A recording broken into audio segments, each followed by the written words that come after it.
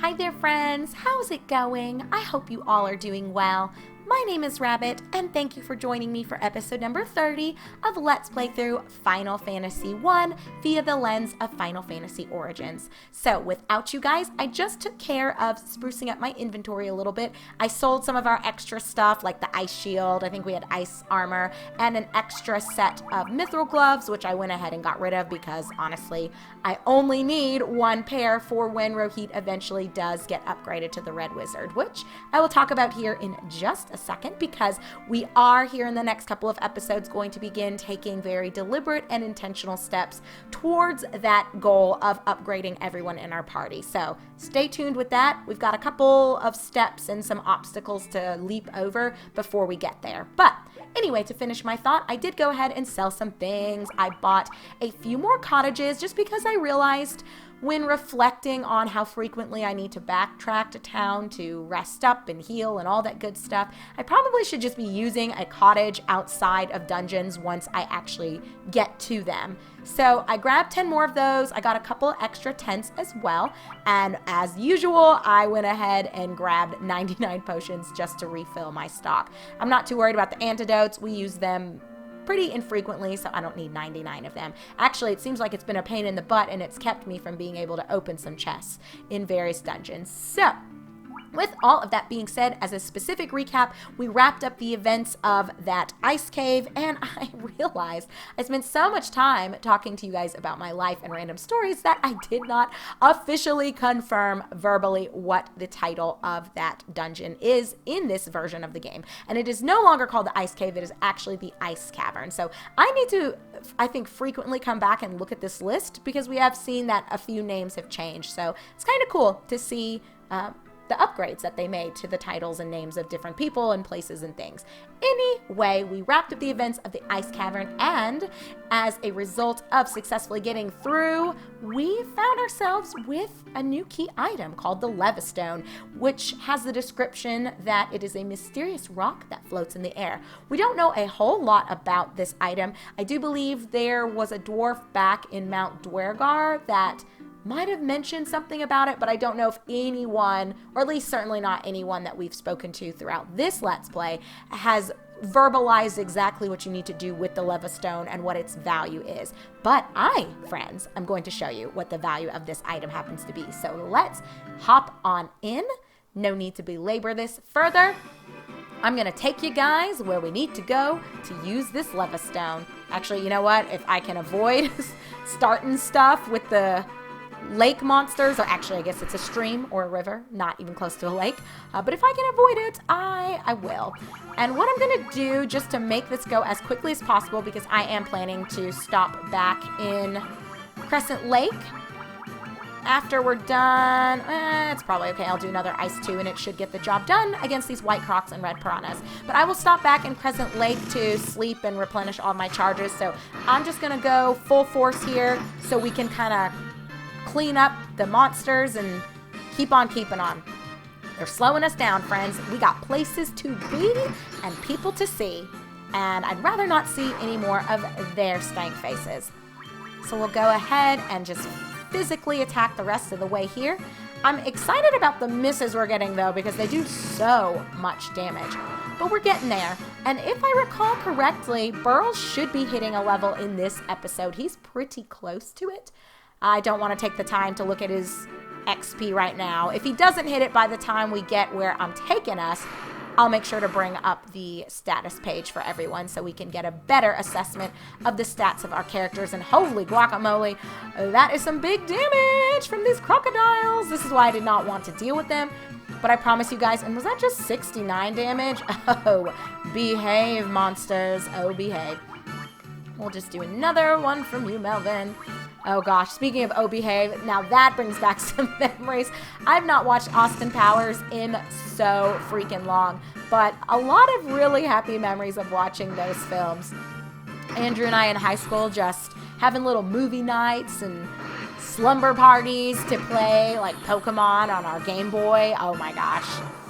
Really, really happy.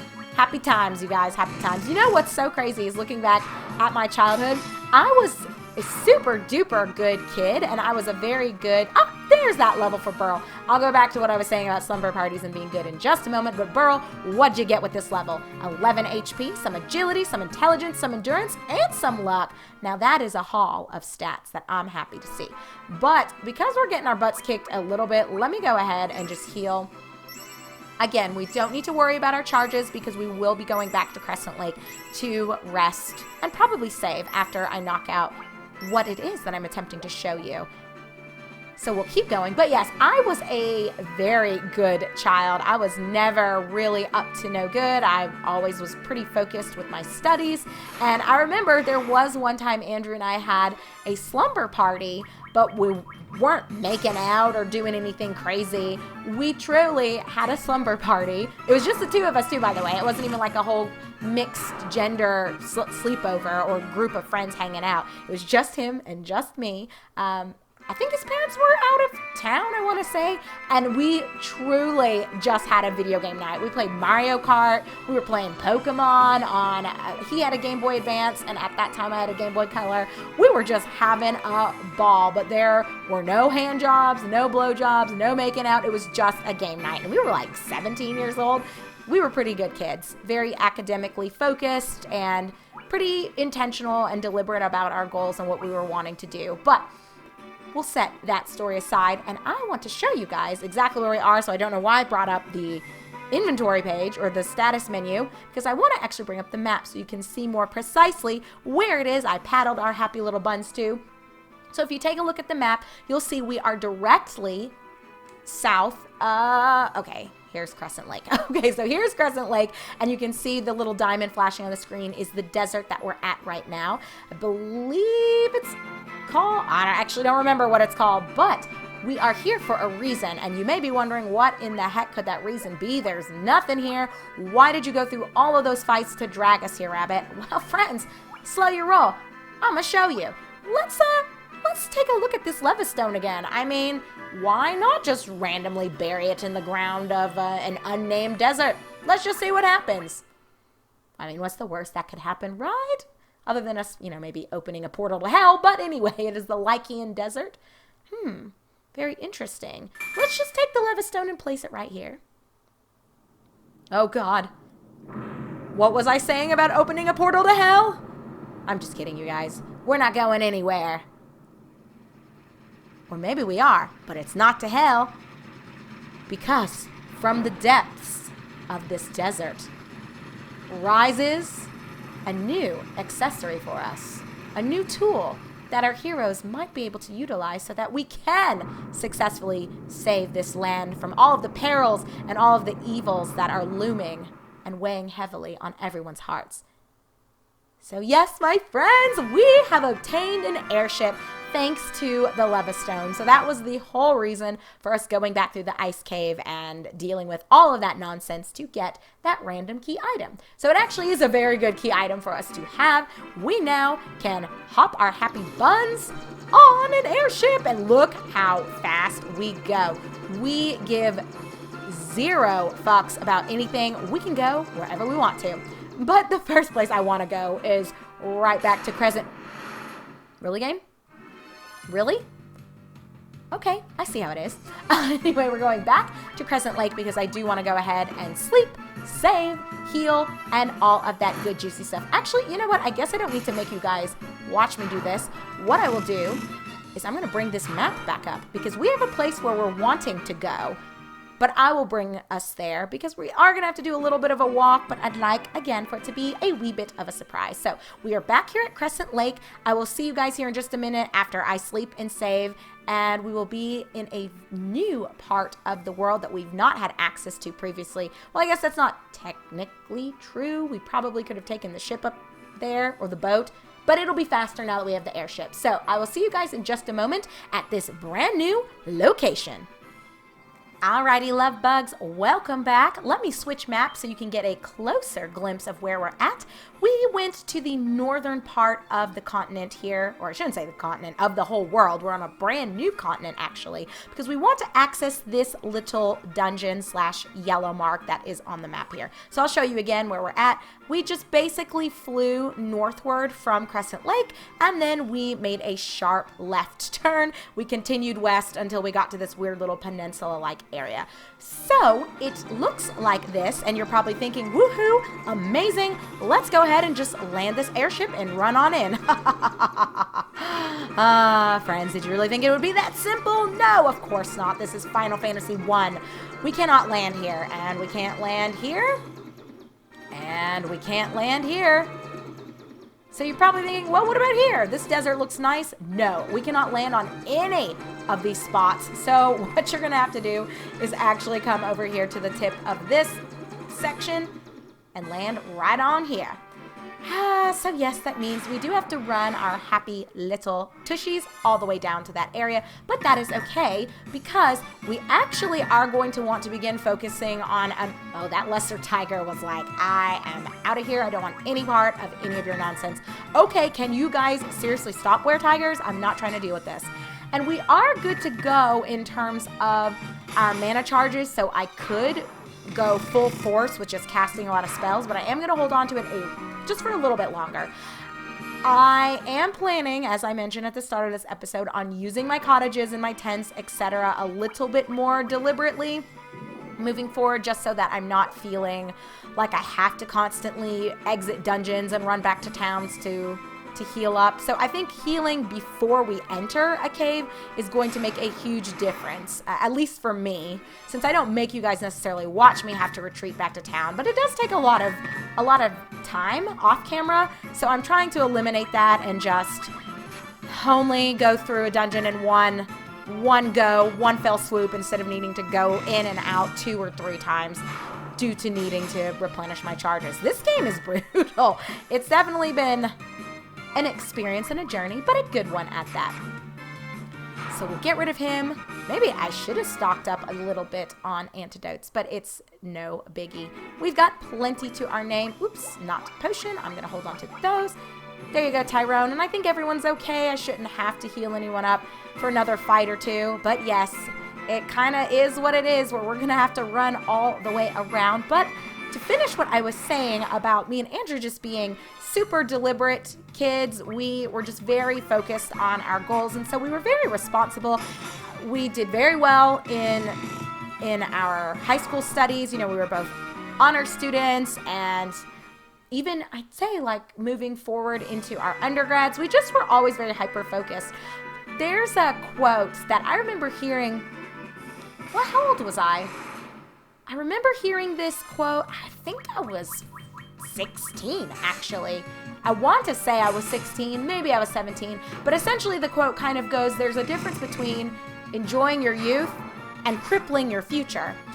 And you meet people sometimes that they say, oh, you know, it's like good to have fun, it's good to enjoy your youth, but you know, I think people take it too far, and then they throw extreme caution to the wind to the extreme where they absolutely make choices that I wouldn't say ruins their future, but it does cripple it to an extent, or at least changes your opportunities. But hold on, I'll finish that in a second. Tyrone gained a level, woohoo! Oh my gosh, 23 HP?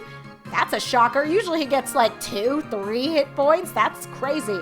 Go Tyrone. You definitely needed a little bit more meat on those bones. But we got some agility, some intelligence, some endurance. That's a great level. I'm stoked about that. Holy cow. That's amazing.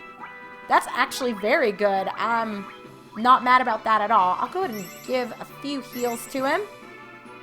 We'll give Burl a few. And Rohit. But yes, so that quote about, you know, there being a difference between enjoying your youth and crippling your future, I think there's a lot of merit and truth to it, because we are encouraged to an extent to live life to the fullest, you know, seize the day. But you absolutely, I think, benefit from being a little bit deliberate and a little bit intentional early on in your life to avoid, you know, maybe unintentional pregnancies or not building finances, and so dealing a lot with with struggling to pay bills or achieving independence that you desperately desire, or, other little goals that people might have. I think throwing too much caution to the wind does set some people up for longer term failure, or it at least creates circumstances that does negatively impact their life for a short amount of time. Now, of course, I believe there's something to be gained from all kinds of experiences, and I believe that there is redemption for all people, regardless of the mistakes that you make, the bad choices that you pursue or participate in. I think there's something to be said for the concept of redemption for all mankind and people learning from their mistakes and kind of moving forward from there. So very rarely would I say there's something that someone could do that just completely ruins their life. Now, there are some things. Obviously, if you do some majorly hard drugs and then you end up overdosing and ending up comatose, yeah, that is an example of ruining your life via bad choices. But short of something very extreme and specific like that, I think people can really rebound and recover from a lot of obstacles in their life. And it's important to really highlight that for people, especially in my work, with people who I think really dwell on decisions they made and hyper focus on things they should have done. Again, hindsight is 20/20, and life doesn't come with an instruction manual. And sometimes we don't all get the best parents, and by not having the best parents, we don't always get the direction or support that we might need, and life ends up being a bit of trial and error. So again, that's why I think having empathy towards yourself and extending grace towards your past self is very important for healing and moving forward. I think it's important, though, to take ownership of mistakes that you make and not blaming other people for them, because if you don't take ownership of the choices that you make, I have seen in a lot of my patients and even in a lot of my interpersonal relationships with friends that it seems like it's harder for them to move forward when they think it's everyone else's fault but theirs for the bad outcomes that they've experienced from choices that they've made throughout their life. So I think it's a fine balance between harboring a lot of guilt or just animosity towards your past self or towards who you might even presently be as a result of choices that your past self made. There's a difference between that and a fine line between that and then having targeted resentment towards others because of choices you made. Even if those people contributed to the circumstances that led you to make those poor choices, at the end of the day, we're only accountable for ourselves, and I think that is a very big truth that a lot of people need to embrace. I think a perfect example, I have a friend, oh gosh, hold on. I'm trying to decide. I don't really want to use my potions yet. Let me see if I can make it without getting into a fight. Oh, we did make it here, guys. Okay. I'm going to go ahead and use the cottage and just see what it does for me. So Rohit is all out of his level 1 mana, as is Melvin. Let's just use it. I bought a bunch of them. We might as well. Oh, and it's so cute. I love these. I love the little icon / sprite that comes up. We don't really need to save. I just saved in Crescent Lake before we got here, and it's really not been that big of an ordeal to walk over this way. So it did go ahead and bring us mostly back where we needed to be. It looks like our mana charges are fully replenished, so that is terrific. I will go ahead. I'm going to save my potions. I'm going to go ahead and use Melvin's cures on Rohit. I want to get us as close to full as possible. And poor Tyrone, he's also struggling a little bit.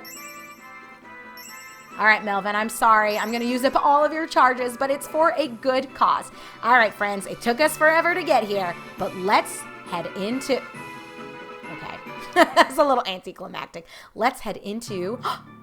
Oh, they call it the Citadel of Trials? I think this was called something else. Like, maybe it was Citadel of Ordeals or something. I want to say, I don't know. That is crazy. But okay, let's move forward. And oh, there's a dwarf here. What do you have to say, sir? So, thou hast the crown required to test thy courage here. I do have a crown. then I do grant thee entry to the trials. Sit upon the throne to open the way. If true courage dwells within thee, thou wilt find proof of it here. Wait, come back! What are you talking about? All right, it looks like Rohit is determined for us to move forward. I'm not sure what throne he's talking about, but we'll have to find it and see. Oh, there are doors.